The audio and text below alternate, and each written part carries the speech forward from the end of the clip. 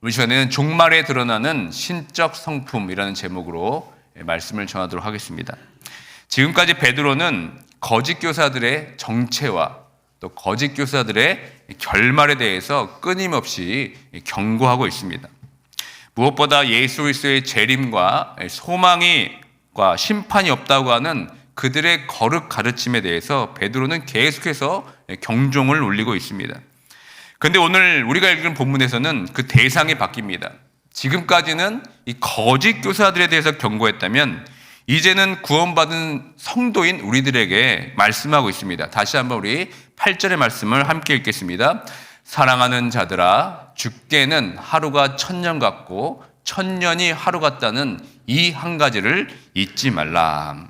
여기서 사랑하는 자들아 이렇게 부르는 것은 베드로가 이 거짓 교사들과 명확하게 구분하려는 의도를 가지고 있습니다. 거짓 교사들은 하나님의 말씀을 잊으려고 합니다. 하지만 사랑하는 자들아 라고 부름받는 성도들은 하나님의 말씀을 기억하고 하나님의 말씀을 지키는 언약 백성임을 우리에게 말하고 있는 겁니다. 여러분, 언약이 무엇입니까? 하나님과 그의 백성 사이에 맺은 약속의 시간입니다. 베드로는 그분의 언약이 깨지지 않고 지금도 지속되고 있음을 밝히고 있습니다. 그러면서 베드로가 한 가지를 잊지 말라고 말합니다. 그 한 가지란 무엇을 말하는 것입니까? 바로 하나님께서 보시는 하루가 천년 같고 천년이 하루 같다는 이 시간의 관점에 대해서 말하고 있는 겁니다. 이 말씀을 통해 주의 강림과 최후의 심판, 그리고 그 구원에 관한 약속이 지체되는 것 같이 보이는 진짜 이유에 대해서 밝히길 원하는 겁니다. 그렇다면 이 하루가 천년 같고 천년이 하루 같다는 내용이 여러분 무슨 뜻입니까? 이 말씀은 시편 90편 4절에서 온 것입니다. 함께 시편 90편 4절의 말씀을 함께 읽겠습니다. 주의 목전에는 천년이 지나간 어제 같으며 밤의 한순간 같을 뿐이니이다.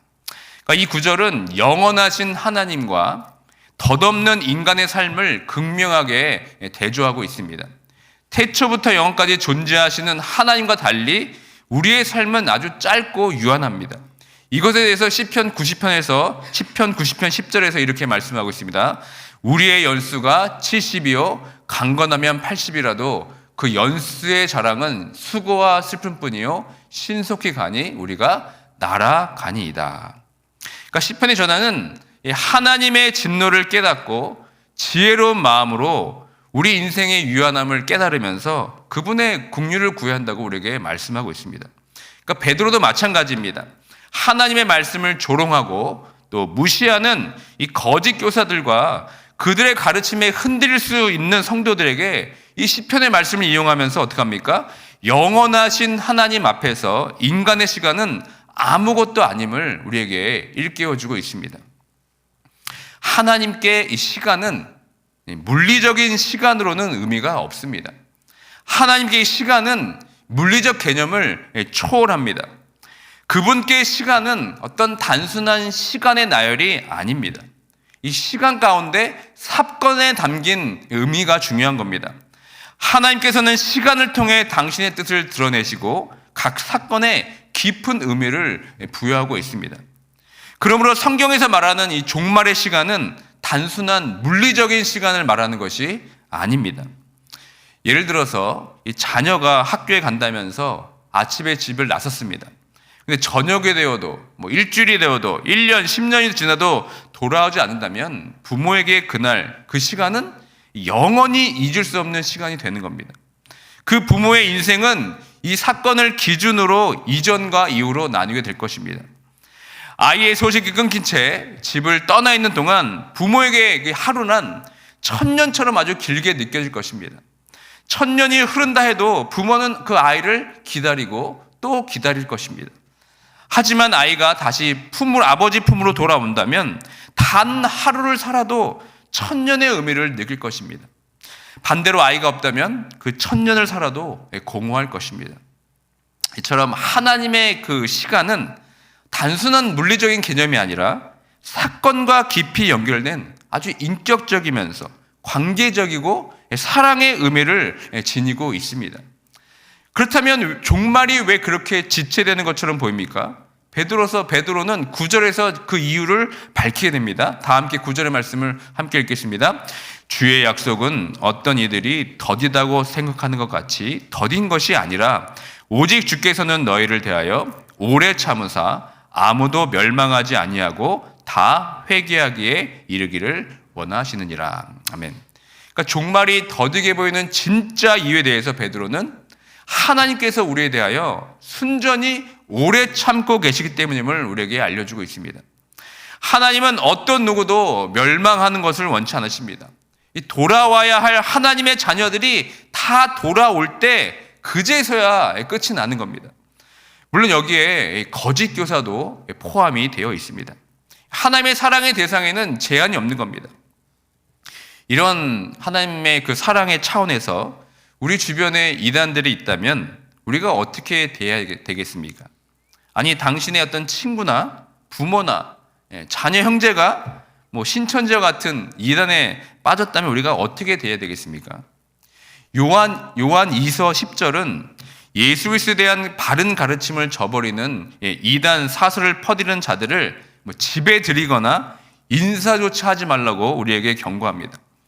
하지만 그 말씀은 실제로 그들을 무시하거나 냉대하는 뜻이 아닙니다. 그 말의 뜻은 우리가 믿음의 식구들을 대하듯이 하지 말라는 뜻입니다. 예를 들면 교회에 구역 모임에 초대한다든지 성경 모임에 함께 끼어들지 못하게 경계하라는 뜻입니다. 만약 부모가 형제가 이단에 빠졌다면 누구든 포기하지 못할 것입니다. 그렇기 때문에 유다서에서는 이에 대해서 이렇게 말합니다. 유다서 1장 22절과 23절의 말씀을 함께 읽겠습니다. 어떤 의심하는 자들을 긍휼히 여기라. 또 어떤 자를 불에서 끌어내어 구원하라. 또 어떤 자를 그 육체로 더럽힌 옷까지도 미워하되 두려움으로 긍휼히 여기라. 아멘. 유다서에서는 이들을 가능하면 그들의 회복과 구원을 위해서 긍휼히 여기라고 우리에게 권면하고 있습니다. 하나님은 그 누구도, 심지어 이 거짓 교사들조차도 멸망하기를 원치 않으십니다. 사실 우리 또한 죄인이었을 때, 그리스도께서 우리를 위해 죽으셨을 때 우리는 하나님과 원수된 자들이었습니다. 우리도 죄로 물든 존재임을 우리도 계속해서 기억할 수 있어야 됩니다. 하나님은 그 누구도 멸망에 이르기를 원치 않으십니다. 하나님께서는 그들이 돌아오기를 소망하면서 기다리고 계십니다. 그렇기 때문에 그 종말의 시간들이 더디게 보이는 것뿐입니다.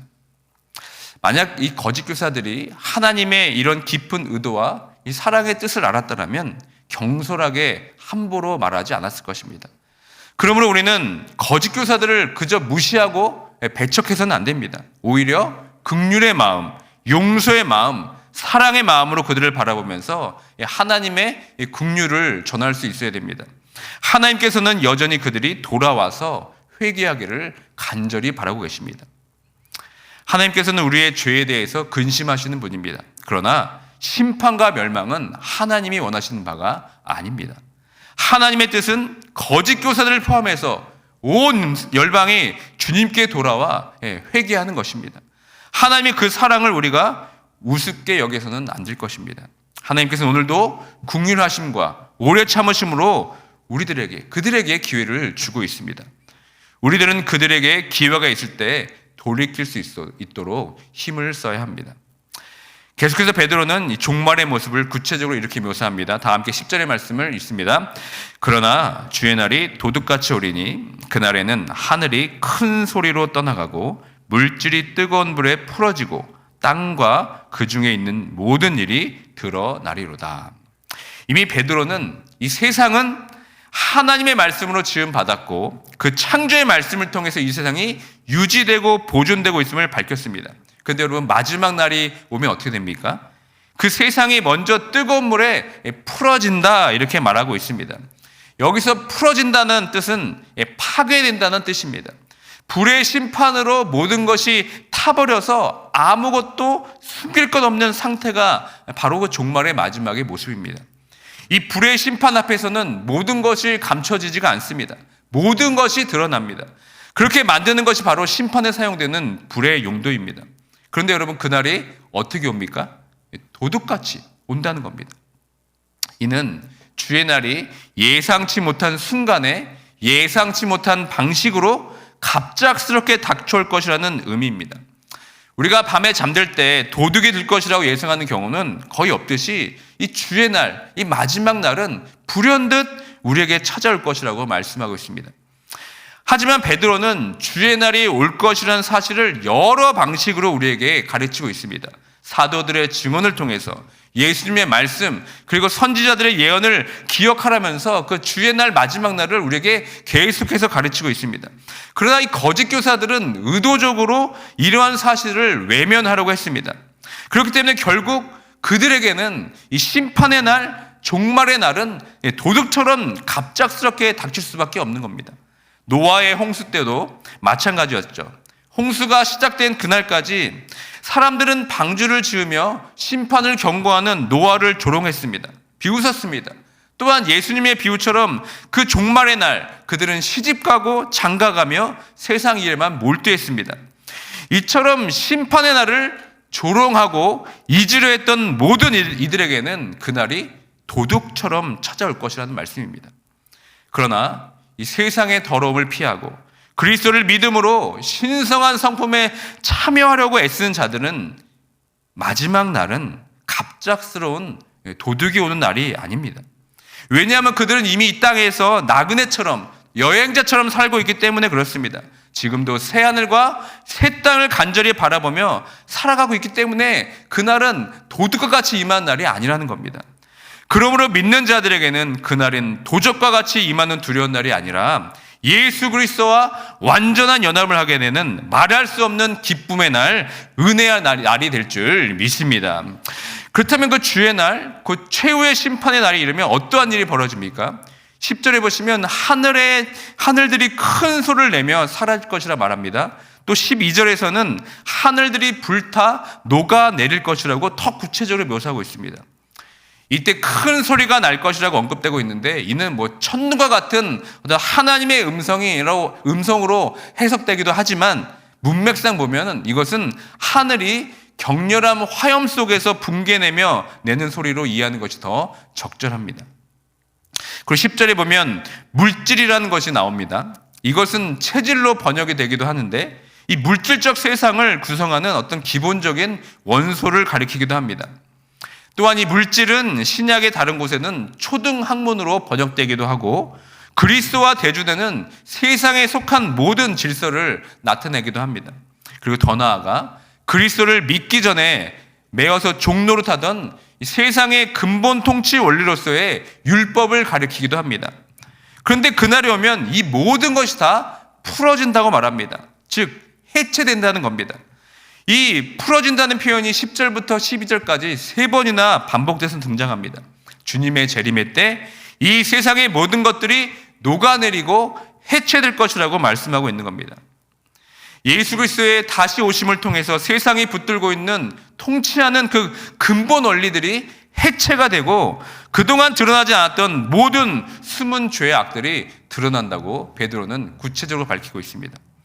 노아의 홍수 때에는 여러분 죄악들이 드러났다 하기보다는 그냥 물에 덮여서 소멸되었다고 볼 수가 있습니다. 그러나 마지막 때의 불의 심판은 세상이 풀어지고 이 해체됨을 통하여서 모든 숨은 죄의 악들이 하나님 앞에서 감출 것 없이 드러나게 됩니다.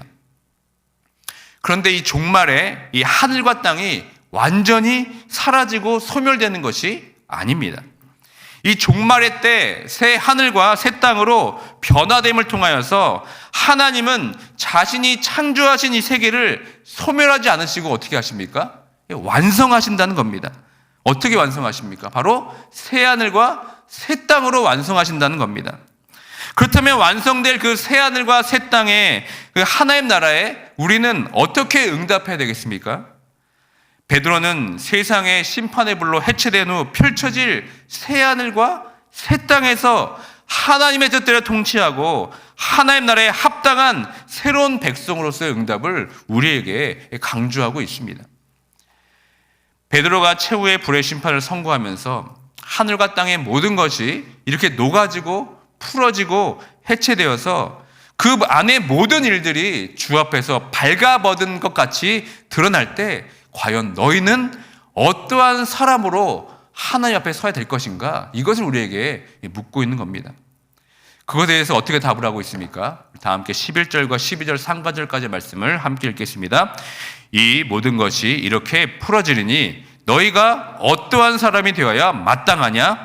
거룩한 행실과 경건함으로 하나님의 날이 임하기를 바라보고 간절히 사모하라. 아멘.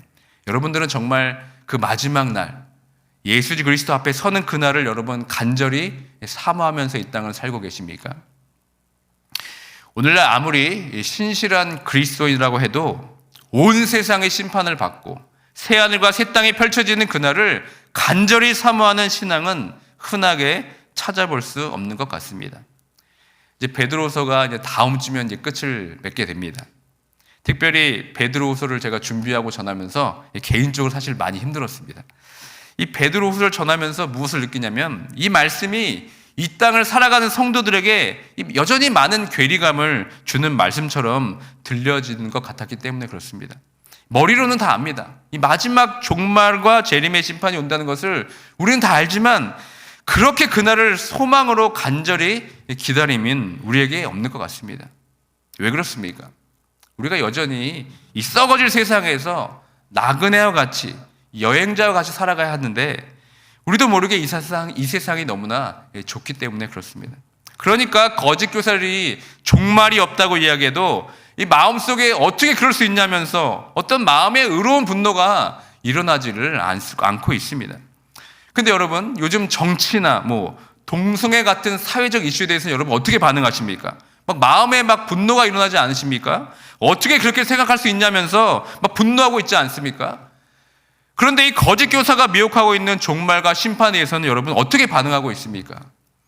그리스도인이라고 하면서 이 세상이 마지막인 것처럼 살아가는 이 거짓 교사들과 그들의 미혹이 되어서 넘어가고 정말 탐욕과 멸망으로 가는 사람들 향해서는 왜 분노하지 않고 안타까워하지 않고 있습니까? 궁극적으로 가장 중요한 사실은 이 땅이 여러분 마지막이 아니라는 겁니다. 예수 그리스도께 다시 오셔서 우리를 심판하실 때 여러분 그때가 마지막입니다. 이 세상이 끝이 아니며 우리가 궁극적으로 돌아갈 본향은 앞으로 임하게 될 새하늘과 새 땅입니다. 여러분 거기가 진정한 끝인 겁니다.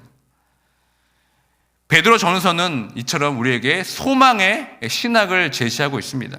세상의 모든 것이 해체되고 사라진다 하더라도 이 11절 후반부에 언급된 거룩한 행실과 경건함은 심판의 불에도 붕괴되지 않을 것임을 우리에게 강조하고 있습니다.